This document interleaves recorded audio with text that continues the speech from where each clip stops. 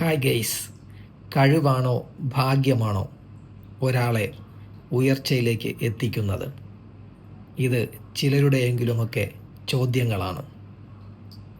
സമൂഹം രണ്ട് രീതിയിലും അഭിപ്രായങ്ങൾ പറയാറുണ്ട്.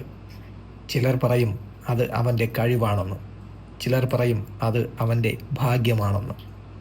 ശരിക്കും എങ്ങനെയാണ് ആ ഉയർച്ച സംഭവിക്കുന്നത്? കഴിവിൻ്റെ അടിസ്ഥാനത്തിലാണോ ഭാഗ്യത്തിൻ്റെ അടിസ്ഥാനത്തിലാണോ? അതോ ഇത് രണ്ടുമല്ലാതെ മൂന്നാമതൊരു ഘടകം കൂടി ഉണ്ടോ? എന്നാൽ അങ്ങനെ ഒരു ഘടകം കൂടി ഉണ്ട്.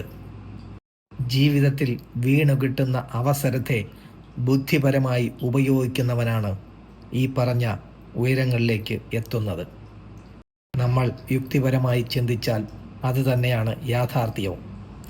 ഭാഗ്യത്തിനും കഴിവിനുമൊക്കെ അവിടെ 2ഉം 3ഉം സ്ഥാനങ്ങളെ ഉള്ളൂ.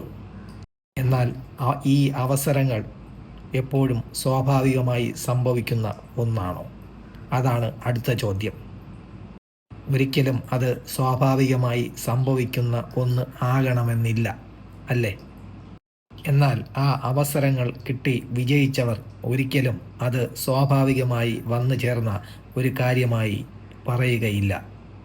ഒന്നുമില്ലായ്മയിൽ നിന്നും എന്നെ ഈ ഉന്നതിയിലേക്ക് എത്തിച്ചിട്ടുണ്ടെങ്കിൽ അത് അദൃശ്യമായി വന്ന് എന്നെ സഹായിച്ച ആരോ അതിൻ്റെ പിന്നിലുണ്ട്.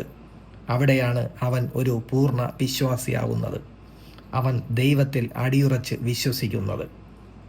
അവിടെയും നമ്മൾ ഓരോരുത്തരും എത്തി നിൽക്കുന്നത് അടിയുറച്ച വിശ്വാസത്തിൽ തന്നെയാണ്. അപ്പോൾ നാം ജീവിതത്തിൽ ചെയ്യേണ്ടത് ഒന്നു മാത്രം: ഞാൻ ജീവിതത്തിൽ വിജയിക്കും എന്ന് അടിയുറച്ച് വിശ്വസിക്കുക, അതിനുവേണ്ടി പ്രയത്നിക്കുക, അതിനുവേണ്ടി പ്രവർത്തിക്കുക, അവസരങ്ങൾ കിട്ടുമ്പോൾ അതിനെ ബുദ്ധിപരമായി ഉപയോഗിക്കുക.